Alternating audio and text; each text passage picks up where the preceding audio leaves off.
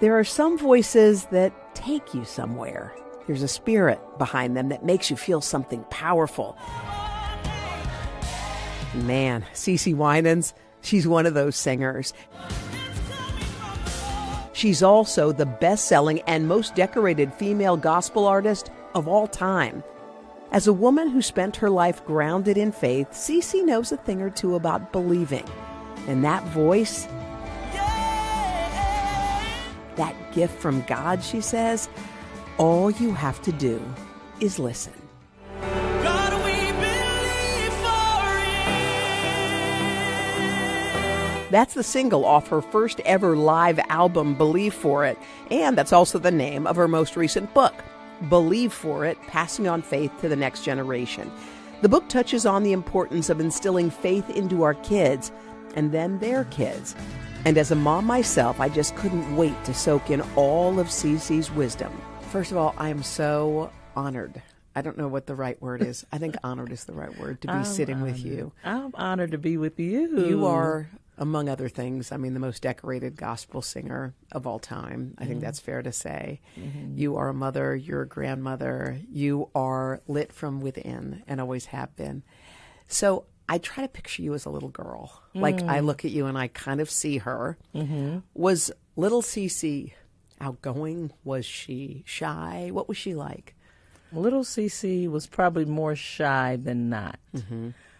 But growing up with so many siblings, it's kind of hard for you to really hide, you know? You have... I have 7 older brothers. My father was the only child. My mom had 1 sister. And Hoda, they came together and had 10 kids. 10 children. I guess they said they're never going to be lonely ever again. So 7 boys straight. BB was the last boy, and I was the first girl and have 2 younger sisters. I heard your mom wept with joy when she found out she was finally having a girl. I love that. Yeah, because, they didn't have the ultrasounds back then. And so when he said a girl, she was like, what? Huh? Did you say a girl? How were you? Because I think a lot of kids don't feel seen. Mm-hmm. And some people say she's shy, and some people will say she's been quieted. There's so many loud voices that she's not actually shy, but she's been quieted. She's been quieted. How did you find your voice at home among all those siblings? You know what? I have to give credit to my parents. I really, when you get older and you have children of your own, I don't know how they did it, but I think all of us felt like we had a voice. You did. We felt heard. We were free to be who God created us to be, And I don't know how they did it. They just loved us well. They, for some reason, somehow, and they both worked. Jeez. Yeah, worked. She got home, cooked, did all of this stuff, and I never felt like I was looked over. Huh. So I don't know how they did it. But they did it. I asked one woman once who had 4 beautiful grown daughters, and I said, what's the secret to good parenting? And she said, 4 words. I said, what is it? And she said, listen and love, love, love. That's really it. She said, listening to your children. Listening. And you felt heard growing up. I felt heard growing up. Yeah. Wow. We really did. And I think all of my siblings did. So all of us in a family have a descriptor about us. She's the shy one. She's the funny one. She's the outgoing one. He's the athletic one. Yes. What was your... What did they say about you? I don't know what they would say about me. Well, my brothers would say I'm the spoiled one because I was the first girl. Yeah. But my mom said no, I was just a very good child. Yes, you were. So I don't know. I was probably, I guess I was kind of serious too. You were serious? Yeah, I hung out with my grandmom, so maybe I was the wise one. Oh. What influence did your grandmother have on you? Oh, man, that was my best friend. She was just very peaceful and loving, stern, but I knew that I had an angel looking out for me. I got a chance to go and spend a night at her house, and she would cook for me, spoil me a little bit, but she really would sit down and talk to me. She wanted me to be a good girl. She wanted me to have the best in life, and really taught me my faith. Taught me that it was important to put God first. Your grandmother was the first one. Yeah. How old were you when she passed? I was in my early 20s. I had just got married, and I thought I had the flu. And she looked at me and said, "No, that's probably a 9-month virus." She's the first one that told me, you're pregnant. Oh, she knew? Yeah, she knew. And I was like, what? Because I wasn't trying to be pregnant. And but she never got a chance to meet my baby, my boy. What did you lose when your grandmother passed? Oh, man. I felt like I lost my foundation, you know. But at the same time, she had prepared me so well. I knew I would be okay. You know how you go through something and you want to be okay, but you really don't want to be okay because it just doesn't make sense. You know, now that I look back, we lost her at a very young age. She was only 64 years old, and she had a stomach cancer. And she was, it was really shocking to lose her. And the fact that she instilled that deep faith, she was one of many I know who did, but that must have just given you such, I guess, peace. Definitely, because she had a peace. She would always say, if she ever got to a point that she couldn't take care of herself, she wanted to go to heaven. And I remember the last time I went to see her, she didn't look like herself, and I went home myself, and I said, Lord, she's ready to go. You knew, huh? Yeah, and she passed really shortly after that. Wow. Yeah. Wow, what an influence and a beautiful... What's her name? Laura Housey. You know, I feel like when you say someone's name, they're remembered. Yes, don't you? Laura Housey. Yes. Okay, Miss Laura Housey. Beautiful. I think it was 1987. I think you were at the NAACP Awards, and you met a beautiful singer named Miss Whitney Houston. Beautiful singer, yes. What was it? What was that meeting like? I mean, I was just thinking these two beautiful powerhouses, and at that point, what was that like? It was incredible. I mean, that was the year she came out and was winning everything. Yeah. And we kind of just crossed paths in the lobby of the auditorium. And she actually turned around and was like, CeCe, and BB was with me, CeCe and BB. And I was like, how do you know us? But she had been listening to our music and my brother's music for years. And I don't know why she asked us this, but are you performing somewhere here? And we were like, actually, we're performing tonight. We had a late show at this small place people used to perform at called Concert by the Sea. Okay. And she said, I'm coming. Wait, what? Yeah, she said, I'm coming. And then we were like, okay. Sure. Right. See you there. Yeah. And that night, she came and ended up on stage with us. Wait, what? Yes, Hoda. And singing our songs better than we've ever sang them in our lives. So then we were like, get off the stage, Whitney.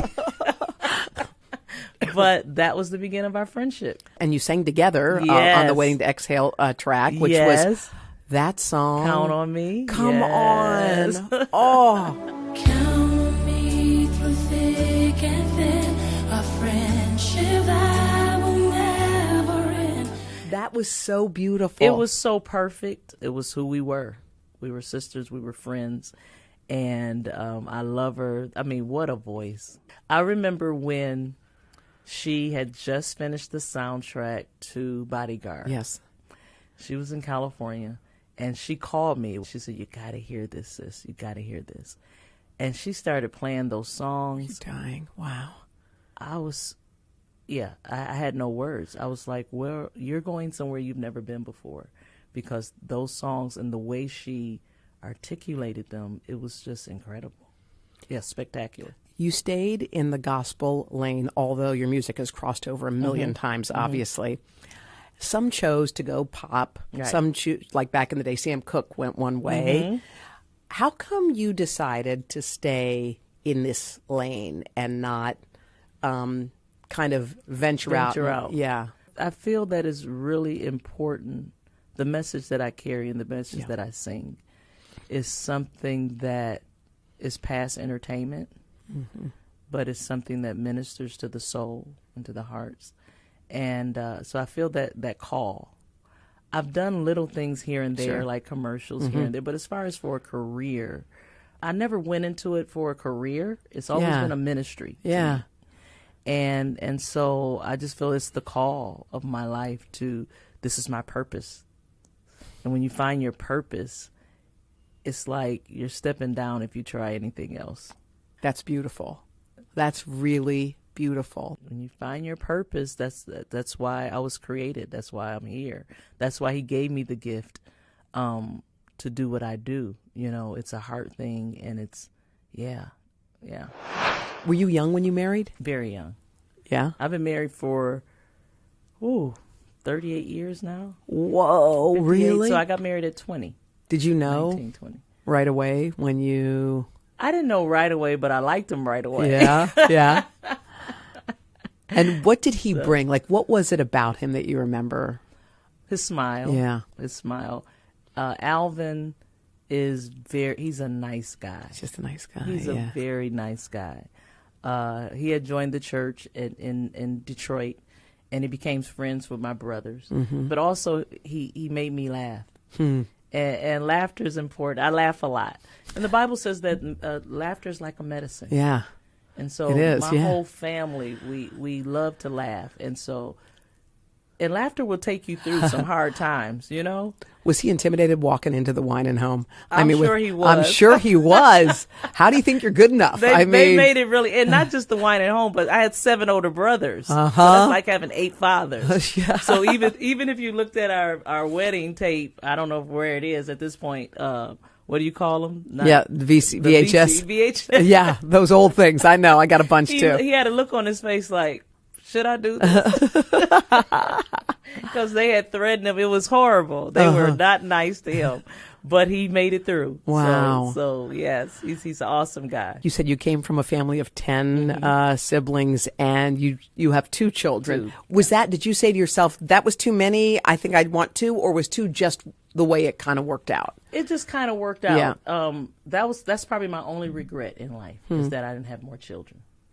I had them when I was busy singing and on the road. And, you know, I had my boy first. Alvin the third was first. And then 2 years later, I had Ashley. And I remember my mom looking over me as I was coming back from Ashley saying, how did you have a girl second? Oh, yeah. And I was like, favor's not fair. Don't get upset with me. So I had a boy and a girl. I was busy doing, and I was just like, oh, you know, this is good. And it wasn't until later on I was like, man, I should have kept having kids, because I really enjoy being a mom. How was parenting and performing and living that life? How did you do it? I did it because I had great help. Yeah. You know, sure. When they were really little, we lived in Detroit. So I had my mom, my sisters, my brothers, you know, Everybody. Alvin's family. Everybody was there. Yeah. My husband and I understood the importance of really keeping a marriage that was strong. So if I went out of town, I wouldn't go out that long, or he would come with me. You know, so we worked it. You have to prioritize.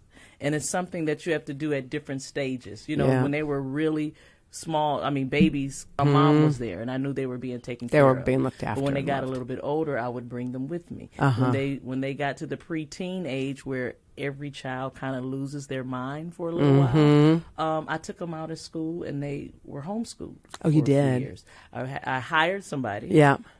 To teach them on the road, and so we all so they could come with you. Yeah, and then my husband. There's no way I could have did it without him, and he's always supported me completely. In what he felt God wanted me to do with this gift. Your book is about passing on faith to the next generation. Again, the title, for people who don't know, is Believe for It, Passing on Faith to the Next Generation. That's important to you. You had it given to you, and I'm sure your parents before them. Right. And passing it along to your kids. What was the kind of the easiest part of it and the most difficult part of making sure that you fill your child's cup so that he is prepared or she's prepared for the world? The easiest part was I knew that was the way I needed to raise my children. You know. Yeah. I never wavered in that, because I knew what it did for me as a person. To know who you are, to know who God is. I knew that my faith had took me through every storm that I had ever faced and that I will ever face. So that was the easiest part. The hardest part is watching and waiting for the light to come on for them. You know, you can't put it in their hearts. You can't put it in their minds. All you can do is model it before them. That's important. You know? And so as a mom, I was just praying, Lord, you see You pray for the right friends. Yes. You pray for them to understand who they are. They're going to go through, am I good enough? Or people who are not nice to them. You can't protect them from the world. So that's why you want them to have God on the inside, because he's always there with them when I can't be, So that's probably the hardest part, is that you can't protect them from everything. But you have to trust God. But he's faithful. God, that's a beautiful. That's beautiful. I interviewed Michelle Obama a little while back, and there was a passage in her new book that struck me. And she talks about that she struggles with, I guess, demons inside, like we all do. It's the voice inside your head that says you're not good enough today. Look how you look. You still don't look good. I don't care how pretty that dress is. The voice inside that's loud. And she talks about how she lives with that voice and where she puts it. Because she goes, even if a rock tells me I look beautiful, it doesn't matter if I don't feel it inside. It's the whole loving yourself and hearing. So for all of us, and I'm sure you have the voice too, we all have it. It's like quiet. Right. But what do you do to sort of quiet that part of you? I drown it out. With what? With what? Tell us. You drown it out with worship. You drown it out with praise. You drown it out with the scriptures, with the word of God, with prayer. And I was told a long time ago, whatever you feed the most, that's what's going to be the loudest. Oh, that's good. Say that again. Whatever you feed the most, that's going to be the loudest. Yeah. Whatever you meditate on the most, that's going to be the loudest. Yeah. And because I've trained myself to meditate on good things, and because I've trained myself to understand that God created me to be who I am. He didn't want me to be as tall as you. It's okay. You know what I'm saying? I can celebrate your tallness.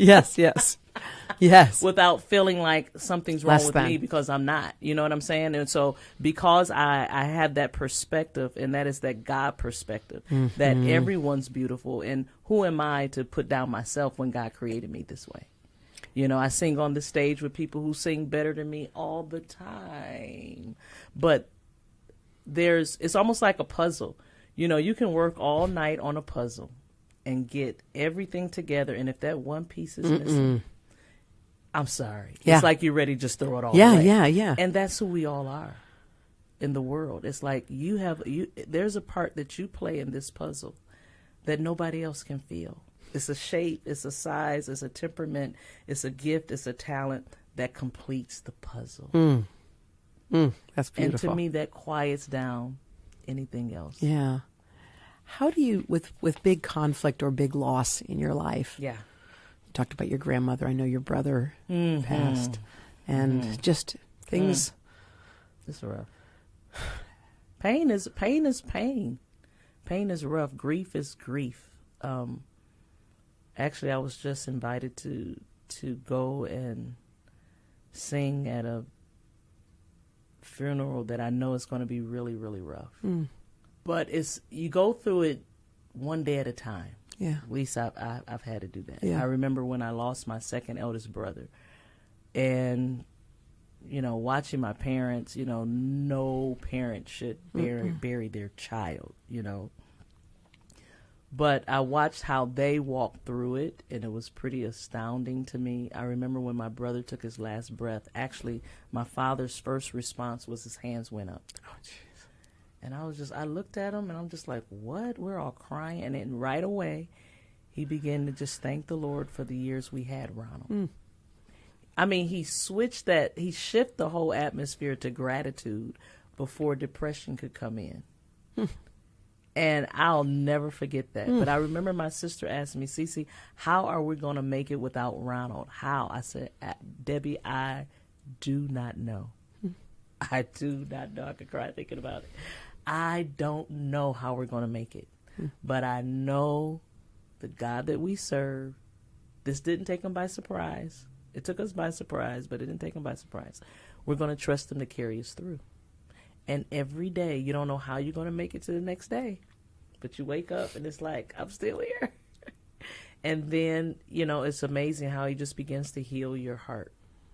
He begins to heal your heart. And I remember going on stage, actually, right after Ronald had passed. And I had sing this song called He's Concerned About You. And one of the lyrics, it says, while your tears are flowing through your time of mourning, he will lift your heavy heart because he's concerned about you. Because even before I went on the stage, I was like, Lord, how am I going to sing this song when my heart is so broken? How am I even going to make it through? That was one of the times that I had to minister to myself. Oh, wow. I had to hear those lyrics that I'm always telling other people. I had to take them in. And then I just had to walk it through. And because I knew he was with me, but I can't really put into words how you make it through. It's just that he's faithful. And now I think, even with Whitney, I think those that I've lost in my life that were really close, I think I've been able to keep going because of the good memories. Because they're always with you, you know. So I might cry when I think of one thing, you know, but then shortly after I'm laughing because I'm cracking up at a time we had. You know, like Whitney one time, she was in this limo and she wanted to go to White Castles. I'm like, you want to take a limo through the drive-through of White Castle? Yes, that's what I want to do. You know, so you have those moments that really will take you through. There are some people who are like feeling a little hopeless, and they need something right now as they're listening to this. I would just tell them, first of all, to breathe, because you're still here, you know, and as long as you're breathing, there's still hope. There's hope. I love to encourage people to remember that God loves them, because that's what we were all created for, and that's what we all yearn for, and that is love. You're loved, you're on God's mind, and because of that, there's hope. So don't give in, don't give up. You just keep moving. You have to keep going, because tomorrow it will get better. It will get better. Don't give in, don't give up. But it will be better because God loves you. And even though things are altered and things don't look the way you thought they would look, the purpose and the plan for your life remains the same.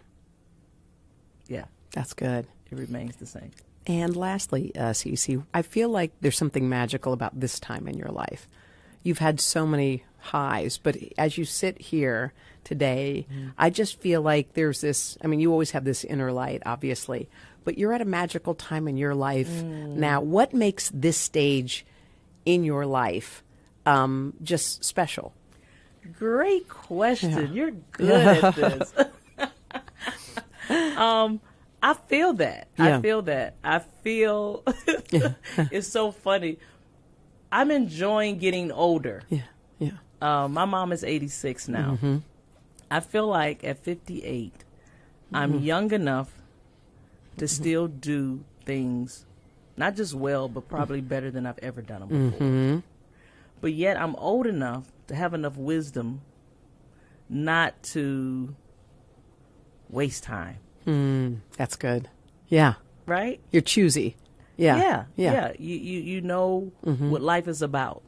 And it's a blessing to still be healthy and strong at this age, because I feel like I can accomplish a lot more. And because I'm clear on my purpose than I've ever been before. I'm at the stage where everything counts. Right? You understand love, you understand relationship, you understand what it takes, you understand what's most important in life. And I enjoy being able to help those who are coming after me. I feel the awesome responsibility now. I'm here because of those who took out time before me to pour into me, to give me wisdom, to correct me, to tell me what I needed to hear, not what I wanted to hear, who loved me no matter what I did. So now I get a chance to do that, not just for my daughter, but for those who are coming after me. CeCe, this interview was everything I dreamt it would be. Thanks for coming to see me. Thank you. Thanks for having me. Hey, thanks for watching. Don't miss the Today Show every weekday at 11 a.m. Eastern, 8 Pacific on our streaming channel, Today All Day. To watch, head to today.com/allday or click the link right here.